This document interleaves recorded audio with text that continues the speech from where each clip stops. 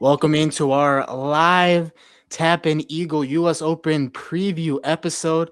Brandon Wheeler's back, our guy who we had. He's been back, hasn't been back on since the Masters, but we Yeah, love having Brandon on here. He's back with us to talk some major golf, along with, of course, Fernando Palomares, who is here every week with us. And for now, you have some good news as well. You're just telling us Mexican Q School coming up for you. Yeah, I'm playing a Manali here in Mexico, close to Mexico City, and it's one of the finest courses that I've played. So very excited about playing some fast and hard greens to go along. I've been playing better. Been telling you guys that I've been improving my putting, trying to work with the aim point and try to develop a system where I can manage my distance based on the length of my swing and the width of my stance and stuff like that. So I've been rolling better, so I'm very excited. And Brandon, you played this week as well, too. I did. Well, that's awesome, man. Good luck. It's gonna be you'll definitely go low. But yeah, I played over at Bel Air Country Club in Clearwater Beach, Clearwater area. So fantastic course, one of the best in Florida, and was lucky enough to get out there and get some scenic water views and some tough holes. So it's been good. It's been good. Sounds great. And before we talk about the U.S. Open, let's look back at this week with Bud Cauley's emotional win at the RBC Canadian Open. We were talking about water and hard holes and all those things. The 18th hole there at TPC Toronto, those balls were just falling off the green there on 18. Lots of bogeys, but Bud Cauley had to sprint up to his ball there to make sure to mark it so it wasn't falling off. But emotional win for him, first one on the PGA Tour, 15 years on tour, 239 starts, and the well-documented story about how he was in a car crash, spent 3 years off the tour, and now one of the great stories of the golf season this year. Yeah, incredible win. So emotional. It reminded me a little bit of Patrick Cantley, who went through similar situation with like an accident where his best friend died, and you can see it on his face how he's been through a lot, and to be so tough to come back and actually win. Man, he played some unbelievable shots out of the fescue, out of the rough. That chip in that he made on 12 was incredible, man. I'm so happy for him. And that 18 was brutal. Everybody was making bogey, and it was lucky that he only needed bogey to win. Yeah, that's first of all, yeah, a great emotional story. What was cool was seeing last year at the Players when JT was like rooting for him, and it just seems like a very likable guy. Everybody loves him on tour, and that's just awesome to get it done and get that exemption. Exactly. He'll be at the U.S. Open this week. He'll get to play at the Open and the Masters next year. That's what the PGA Tour does. If you win, you get a good life for a couple of years. And yeah, he broke his leg, had a couple plates in his ribs, and got an infection. And so here we are back on top with him, and you could see the emotion post round from him. So these are one of the great stories this year, as we talked about. A lot of great stories in golf this year. Bud Cauley, one of them. But one of the big names that really came back into the fold here, we saw him win a lot early in the year. Hadn't had a top 10 since the Zurich.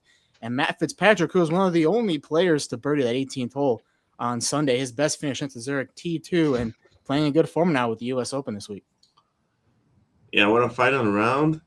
And you were telling me that he was gonna fade this week. What happened there? Yeah, But well, his brother was playing better than him, so I think that's the best part about having your brother out there. That it's extra motivation to try to beat him. Like, it's the worst thing in the world to have your brother beat you. So I'm happy for Fitzy, and he's been talking about how the tougher the course, the better for him. So watch out this week. Yeah, what a perfect time to heat up. I mean, you always love to see a great player get hot right before a major too. So, I mean, he's won twice this year, or is it three three times? times. Three Yeah. times, yeah. So, I mean, that's player of the year right there. And so, I mean, if he squeezed out a major on top of that, that's a pretty historic season. And He's trying to become the first European to win 4 times, I think. Really. And I mean, this I feel like the course that he won it on in Boston is the U.S. Open is pretty similar to Shinnecock. So Oh no. So sorry, I read it wrong. I mean, I saw that it was the first year that two Europeans won the first two majors.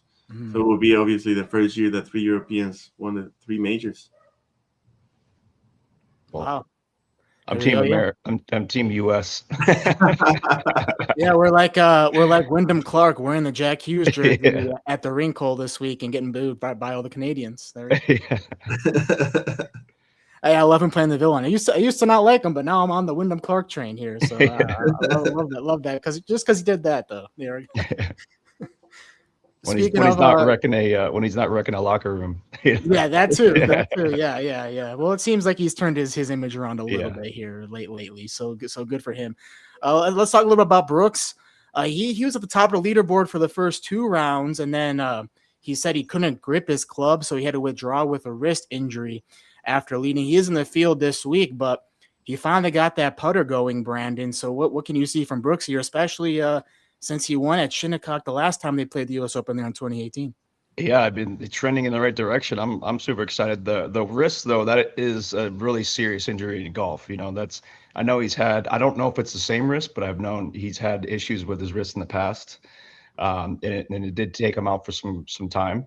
But it'd be interesting to see how just how he can bounce back from that. I mean, he's such a tough guy, tough competitor that I see him just really wincing through the pain and just really get going out there and playing hard. I mean, the putter has been the thing in the beginning of the year that was holding him back, and now that it's getting hot, it's exciting time to be a Brooks Koepka fan.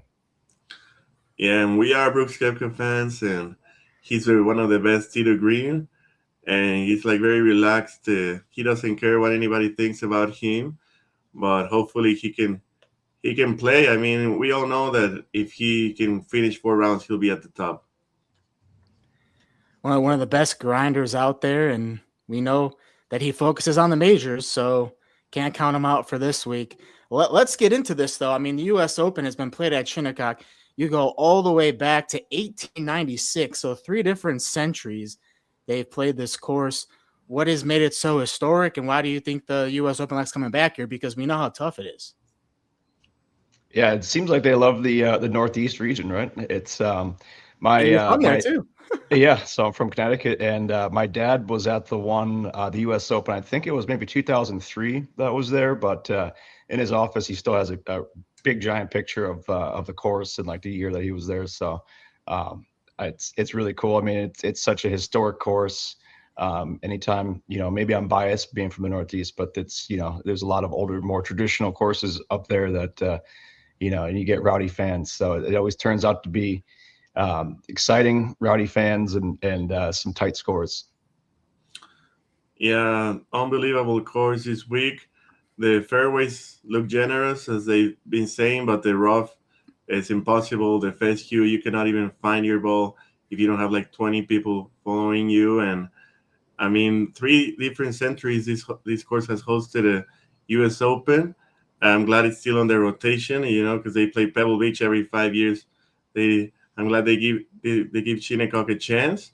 And the course is long. I mean, it's like 7,400 yards long, and at sea level, that's a lot. So I'm sure guys like Rory and Bryson are licking their chops right now. I was watching a video on YouTube last night. They actually had so much snow up there in the Hamptons that they had a hard time drying the course out enough to get it ready. So they were really, the grounds crew was really working like overnights and everything to get it to good condition. So that might be something to look out for. Also, they were talking about maybe watering the course between the morning and afternoon tee times. So that's kind of interesting as well too. I don't know what you guys think about that. Yeah, I mean, I heard that a couple weeks back that it was playing super tight and firm. Almost you get the wider fairways, but then the rough was just extreme. So you get a little bit of extra room to maybe miss in the fairway, and then it just darts down. It's kind of like a link style almost in that aspect, where if you get wider fairways, but if you miss, then you almost got to just punch out. So it's interesting to hear about the rain and the water, because that would definitely change up the aspect of the course. Yeah, I think if I'm a long enough hitter, I try to put in more importance on the fairway, hitting, then I should maybe hit a hybrid of the tee instead of a 3-iron because it doesn't bounce that much, and then you can hold the fairway. You're ready to sacrifice some distance. Yeah, this is a really strategic course. And you look at past champions, Brooks Koepka there in 2018 was 1 over. Retief Goosen won there in 2004. He was even. So just the fact that no one's under par winning this tournament, what does a golf have to do out here strategically to have success this weekend? Yeah, like I said, I think it's hitting those fairways. I mean, you think of U.S. Open history too. I mean, you got guys like Corey Pavin, one of the shortest hitters of all time, won it. So it's not necessarily about being the longest. It's about precision iron play. And if you just hit fairways, then you're putting yourself an opportunity to get a lot of roll. If you're a guy that is, let's say, 280 carry, that's still 320, 330 on these types of fairways that are just going to run out like crazy, right? So, but from what I've heard too about the greens is it's really just you want to be dead set on center green. There's so many different undulations on it where you can't really go firing at the pin because, you could land at 2 feet and then roll off the green, 2 feet away. So I think guys that have the discipline and determination to just lay it back and play strategic are going to fare well. Yeah, I mean, we saw it with JJ Spawn last year. He's not the longest hitter, but he sure is precise. And you don't like Corey Pavin won that U.S. Open with a 4-wood at 226 yards away. Like they can hit it on the middle of the green with a 4-wood, but the thing is, will it hold? But I think these guys can hit it high enough. And like you said, you just gotta the best putter is going to win because these greens look diabolical. The greens look tough. The rough, you can probably lose a kid, a little child in there. If you bring your little kid in there, I heard that and I had to laugh at that. That's pretty good. Usually the USGA leaves those roughs; they just let them grow. But on top of that, though, this weekend they're going to deal with 30 to 40 mile per hour winds. So how much more challenging does that make this now? Oh yeah, I mean that's just it's so much incredibly more challenging. I mean, if you are trying to hold really firm greens, you're typically trying to hit a little bit high with some more spin. So now you got to hit more knockdown shots, and that that also leads to the best iron players or the best knockdown guys. And one of my picks that we'll get into later is a really good wind player. So I've taken that into effect for sure. Yeah, good job. Yeah, like Brandon said, everybody's gonna miss greens if the wind picks up. So who can hit it? Who can hit a nice chip out of the rough, out of the thick rough with these tough greens and leave it to less than 10 feet and make the putt? Like, no, not many. No, definitely not. I mean, we're just going to see carnage out there this weekend. But one of those players going for history out there, Scotty Scheffler, going for the career Grand Slam at Shinnecock this weekend. He's been up and down this year. We saw him win early at the Amex.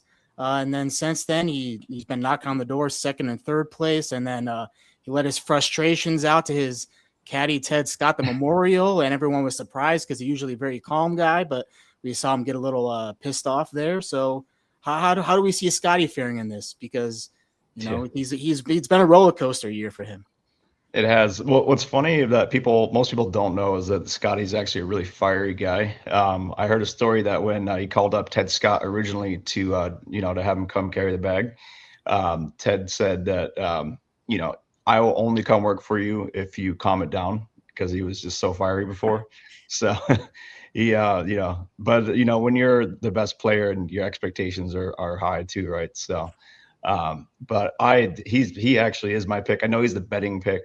He is at every single tournament he goes to because he's the best player.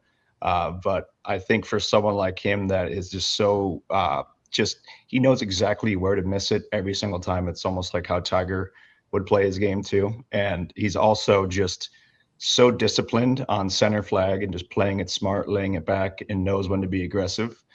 And I mean, the up and down play that's definitely been a thing for sure. It's like it's one round he's around par, the next one he's super low, then goes back. It's just kind of a roller coaster. So, but I think he's going to put it together this week and get the job done. What does he need to put together? What do you see that maybe can get him over that line? As far as mental or just whatever part of the game that you see, maybe it is the mental part. Yeah. I mean, it's been long documented this year with his driver, right? And then he just seems a little bit off with his irons too. He's not playing like how he was playing that a couple of years ago or last year, but he's still, even on his B game, he's still better than everybody else, it seems like. So I think that it's just, if he can put it together mentally, be disciplined in his routine and his decision makings, then he's got a really good chance. Yeah, obviously, like if Scotty, if it was his first year on tour this year, and you only look at his results this year, he would still be one of the favorites. So he's been playing really well, and like you said, he's the most competitive guy out there, and his only obstacle could be himself and his expectations. I think if he just tries to like ignore everything that is going on around him, like who's leading or whatever, he just plays his own game. And if he plays conservatively, he puts well enough to win anyway. Yeah. So, yeah, great pick. If Scotty wins, what's the score? What do we think? Like 500 maybe? Yeah, I'm trying. I don't remember what it was last time it was there, but I would think that it was +1. I think when +1, yeah, 1 over. Was it? Okay, so yeah, I mean, I don't see it getting any lower than 8 under. I mean, I know that sounds pretty crazy when it was +1, but I don't know. We'll see. We'll see for sure. How about Rory McIlroy? He's trying to go over his second major this year. Not a whole lot of players have won both the Masters and the U.S. Open in the same year. But the thing with Rory is, you don't really know where his game is at because he hasn't played a whole lot this year. I mean, he's only played 7 times. They've had more live events than Rory's played this year. But he likes to travel and play these courses, flies private jet up and play these courses on his own. So you don't really know where his game is at. But what do we think about maybe Rory's chances out here to try to win that second major this year? Yeah, I mean, he's Rory McIlroy, so he's got a great chance. But the one thing about him is I see him. I know he's really aggressive. He likes to go for flags all the time. So that could maybe halt him a little bit. It's not as disciplined as Scotty when it comes to going center green and just laying it back. But I mean, this course really is a hybrid, like European, but also upper northeastern style. So he definitely has a good chance at it. Yeah, he's been close at the U.S. Open since the last time he's won it. So he's definitely due. He's top of the list on strokes gained off the tee. I was looking at the stats, strokes gained off the rough, and he's also one of the leaders. So that's because of his power and precision. So that might be in full effect. And he's also gaining shots on the green. And we remember back from the Masters, his driving was the most inconsistent thing. He wasn't hitting a lot of fairways. So if that ends up being a factor in this, how much you see him struggling, especially with the rough that we talked about, how high it is. Yeah, it seems like his miss on the drive is like a pull draw. So, I mean, with how wide the fairways are, I can definitely get away with it. But I mean, it will definitely add a lot of strokes. But he is just such a strong. He's an athlete, and so if there's one guy out there that can get out of that rough, it's definitely Rory. That's another reason why Brooks has had success here too, because he's just he can muscle his way out of it. Yeah, like this course doesn't have like water. I think only one hole has water, and there's some bunkers, but I think he can get it out. He can even hit it a 3 without on the bunker, so I think he's fine. There you go. As we know in the majors, there's always some awesome marquee groups to watch out there. The first 2 rounds, the one that I like, we're talking about Brooks, Chris Gotterup, and Cam Young, just big hitters. I'll look forward to seeing all those massive drives that hit out there. Are there any groupings that you guys are looking forward to watching Thursday, Friday? Brandon, I'll let you go on that one first. You caught me off guard. Yeah, to be honest, I haven't necessarily looked into the Thursday, Friday groupings, but seeing guys like that group you just mentioned, I mean, that's going to be super interesting to see, because those three guys right there have tremendous odds of winning, and they've all been super hot. I remember hearing a clip from Chris Gotterup about how he actually struggles on courses like this because he tends to get way too aggressive pin hunting, and at times where he should just be playing, like I've been saying, center green. And so I'm interested to see how he plays it, and he's matured a lot since those days. I feel like his game has matured. So if he gets it on the reps, he's got a great opportunity to win. Yeah, I was looking at some clips from Chris Goddard back in the day, and he used to hit more like a push draw, and now he hits a complete opposite. He hits like a pull fade, and it's been working wonders for him, and he still hits it so far. It's crazy. Yeah, just a few guys in. I looked it up real quick. So you got Scheffler, Spawn, and Mason Howell, the top amateur. You have McElroy, Oberg, and Fleetwood, DeChambeau, Hovland, Fitzpatrick, Thomas, Matsuyama, Schauffele, Spieth, Rahm, Rose, and then we mentioned the Koepka, Young, Gotterup. And you have Morikawa, Day, and Rye, and Dustin Johnson, Wyndham Clark, and Gary Woodland. I mean, I like all those groups. They're all like pretty similar players. It seems like, so that's cool. It's not like there's like Fleetwood one. Yeah, With I'm excited to Lucky. see Tommy Fleetwood. He finished second there last time, but we'll get into our picks. I think we might have all agreed about one golfer in our picks, but we'll get there in a second. We're gonna talk dark horses first. Who are some names out there who could surprise us this weekend that we might not know? Because if you look at, I think it was 13 of the last 17 U.S. Opens, it was a first-time major winner. All right, one name that's this, I may be way off on this, but Tom Kim. If he's, I mean, I know he's been up and down. He was obviously trending in like that superstar with his personality and his game, and then he last year didn't have a good year, but he just has the type of iron game and moxie about him to go out there. So excited about him. And then another one is Seb Straka, same kind of just a really accurate guy and calm, cool, collected guy. So, well, I'm excited to see them play. Yeah, great picks. Both of them have like a smooth swings, like they don't try to force the issue, like you say. And for me, I think it's two guys that played well last week, which is Jimmy Stanger, who needs to play well to earn his PGA status after being on a medical. He was one shot away last week to being fully exempt, so rooting for him. And also Jackson Suber, he played great last week, and I mean, I don't know much about him, but he's giving me good vibes right now. Yeah, Stanger's an interesting story. I saw, if he had got up and down in 18, he would have secured his card for next year. He actually made the tour in 2024 from the Corn Ferry, and then he is now on a medical exemption because he's injuries. But I saw he has one more start left to get it done, and it would have been a John Deere Classic, but now I guess it has to be the U.S. Open, so he really needs a good finish there. He needs time for 40th. Yeah, he needs time for 40th. Just make the cut, because now 60 players make the cut instead of 70, which I don't agree with, but that's all right. Yeah, that's all right. How about for my dark horses? I'm looking at Adam Scott. Okay, this is 100th consecutive major out here. I know he won the Masters. That was a while ago, but just to be over 40 years old and just being consistent and making all these majors all the time and playing well in these signature events, I think you can't count him out.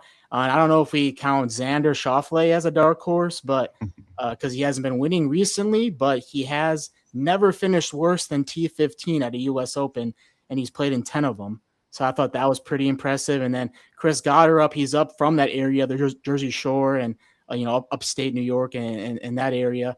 And I think he plays well in those windy conditions. Yeah, I saw that.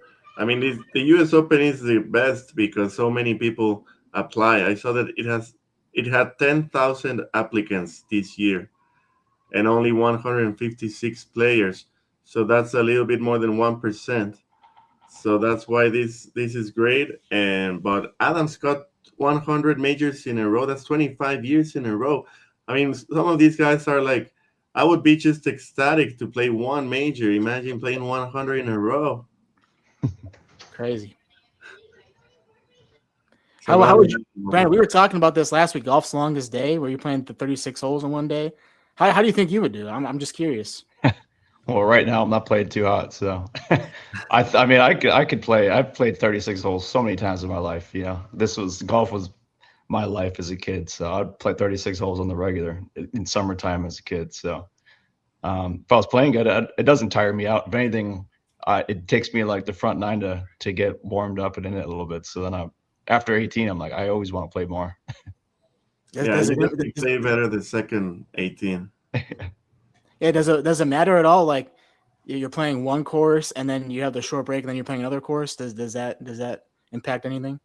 Oh, I mean, it's probably set up similar, you know, as far as it's not like you're going to go play one with punch greens and then go to a course that's like 12 on the stint, you know. So I think if anything, your body and you're more in control of your thoughts and in your rhythm tempo. So I think it definitely helps you. How about some picks? Let's do that. Like I said, I'm on the Wyndham Clark train, so I'm putting him in here for a top 5. Since he won the Byron Nelson, he's finished in the top 10. Except for this weekend, he finished still because he bogeyed the 18th, and so did Tommy Fleetwood. Those are two of my picks last week, and that was brutal for me to watch on Sunday because I lost out on some money. So I was a little upset about that, but I'm still here on the Wyndham Clark train, and I'm back on the Matty Fitz train as well. I wasn't sure what he was going to do because he wasn't playing as well these last couple events he played in, but he's in good form coming in, so I'm going there. And Tommy Fleetwood, who I think we're all agreeing with picks this weekend. All three of us are picking him, but he's played well on this course, finished second last time, and he always plays well in the majors, even though he hasn't won one.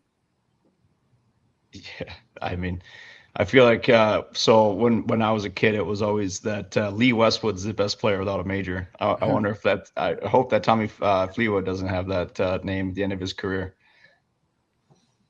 Yeah, and Monty.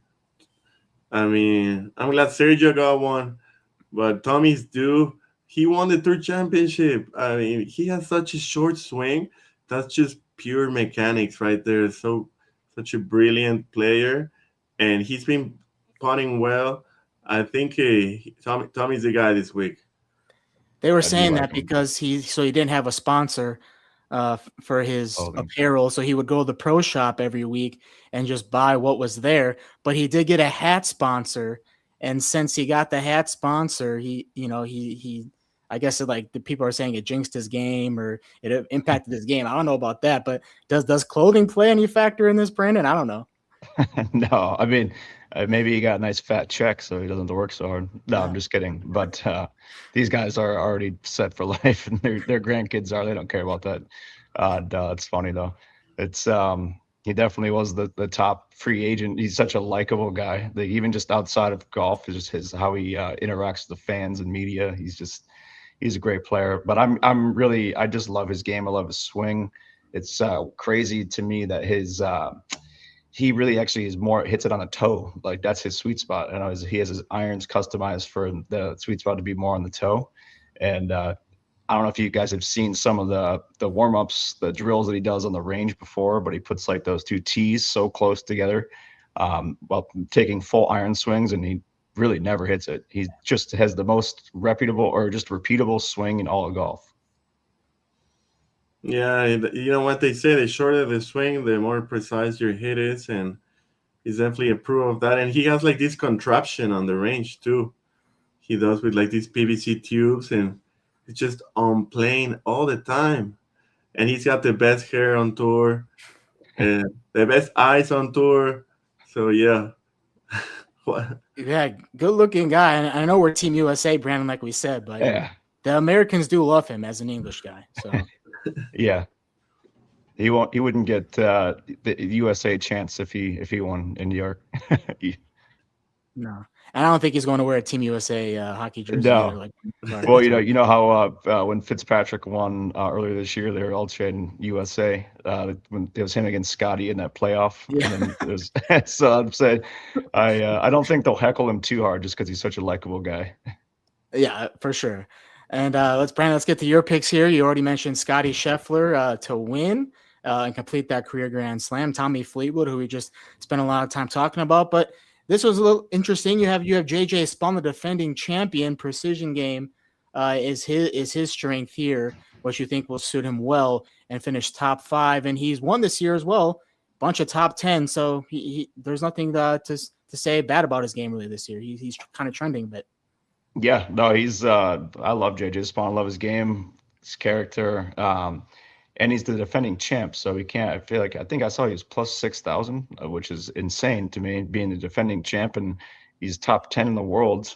Guys, he gets overlooked all the time, and he's got the game, he's got the composure. He obviously just did it.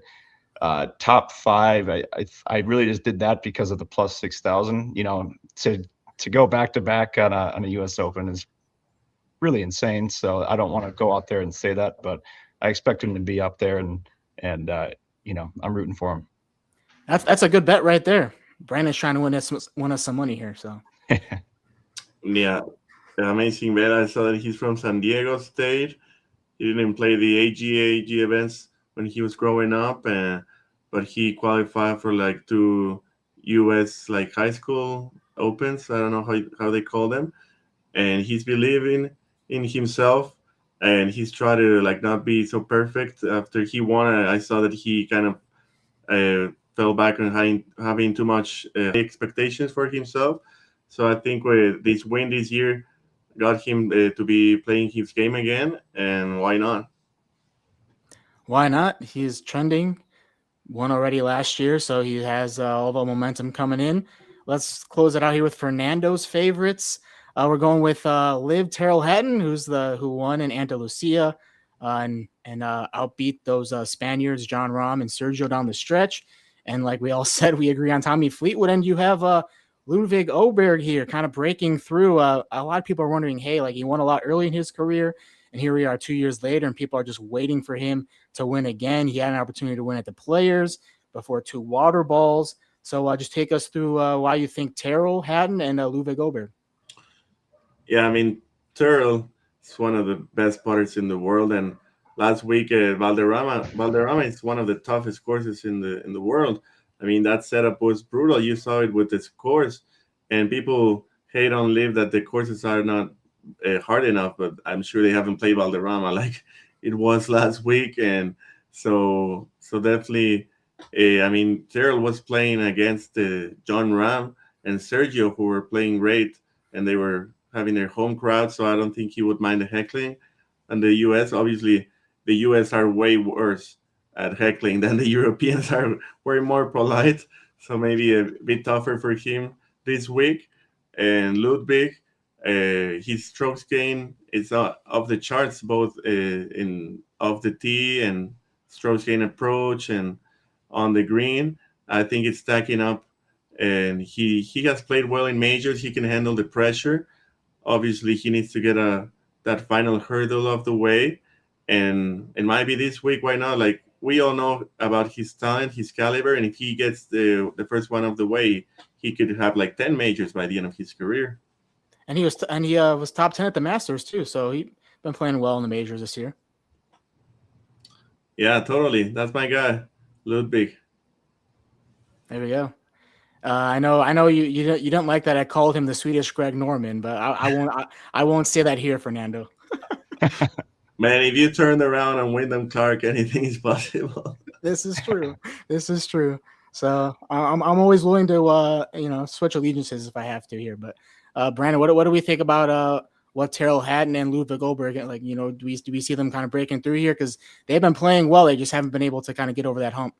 Yeah, I mean, I earlier this year before the Players when I was talking about Ludwig, and I was saying that I could see him winning a major this year. Well, he's got 2 more left in the year, so hopefully this is one of them. So I mean, he's got the incredible game. He's always up there, and Hatton is he's world class. I mean, he was up there for the Masters. I forget. I think he was top 5 or top 10 at least. Top 5, yeah. And I mean, he's just a world class player. When I hear like Liv and compared to PGA Tour, there's really no difference. It's professional golf at the end of the day. It's not like they're playing at 6,200 yards and center green flags. So it's still tough. It's still professional golf. You got fans and world class stage. Exactly.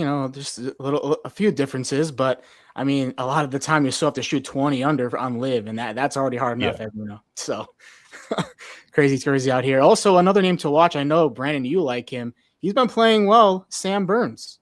Yeah. So, what do we think about his chances? Because he was knocking on the door there at the Masters. He's played well the last 2 weeks. Great short game as well. What do we see with Sam Burns? He's an incredible player. I believe him and Scotty are the same age and grew up around the same area. And it was in Texas junior golf. It was either Sam or Scotty winning tournaments there. So he's always been world class. Like, he's got the talent to be #1 player in the world. And I would not be surprised to see him go out there and win a major. And I don't think that golf fans would be surprised either, because he's always up there. He's a world class guy, and he's got a complete game. Yeah, I picked him last week at the Canadian Open.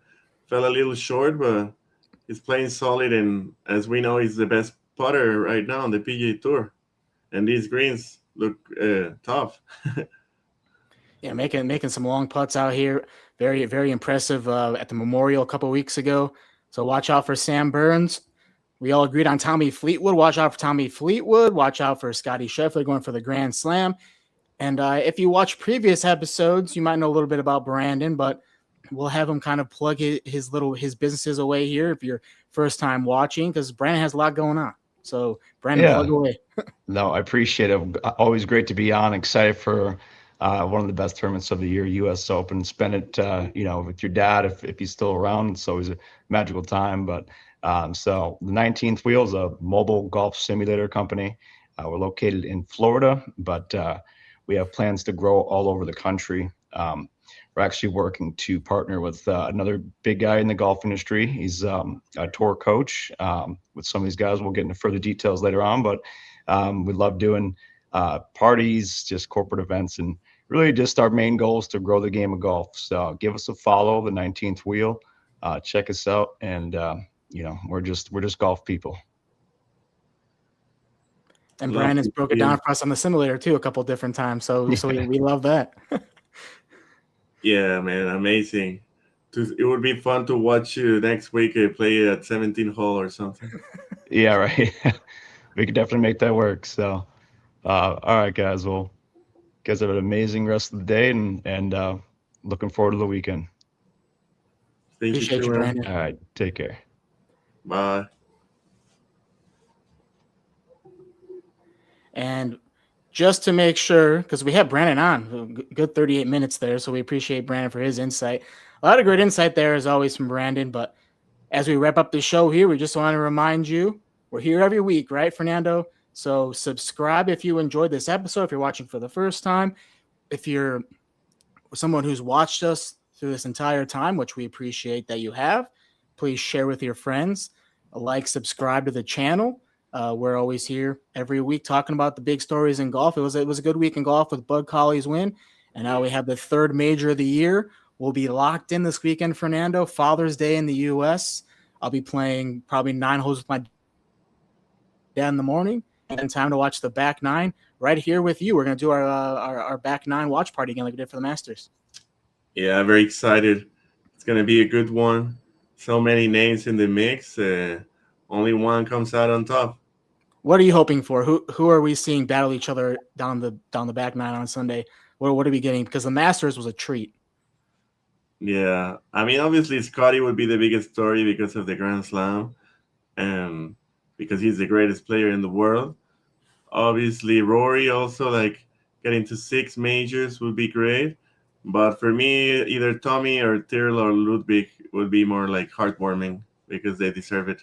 Exactly, and they would be first-time major winners as well. And I threw that stat earlier, 13 of the last 17 U.S. Open winners, first-time major champions. We'll see if that happens on Sunday, Fernando. Make sure you join us right here on the Cousins Conversations YouTube channel for the Back 9 Watch Party. We had 7 new subscribers since the last episode, so we appreciate all the new people watching us this week. And Fernando, we'll be right back here next week to recap it all, and on Sunday as well. So we'll see you all on Sunday. See you on Peace out. Shinnecock on Sunday. Have fun.